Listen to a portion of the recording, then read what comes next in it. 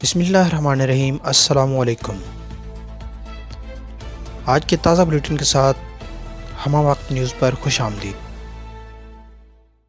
وزیر اعلیٰ KP کے علی امین گنڈا پور سمیت 22 رہنماؤں کے ناقابل ضمانت وارنٹ گرفتاری جاری۔ انسداد دہشت گردی عدالت راولپنڈی کا علی امین گنڈا پور کو 2 اپریل کو پیش کرنے کا حکم۔ علی امین گنڈا پور کے وارنٹ گرفتاری 9 مئی واقعات میں ملوث ہونے پر جاری کیے گئے۔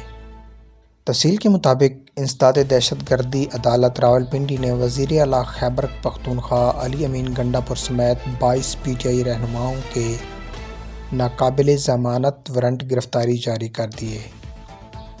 میڈیا کے مطابق وزیر اعلیٰ KP کے علی امین گنڈا پور کے ناقابل ضمانت وارنٹ گرفتاری جاری کر دیے گئے۔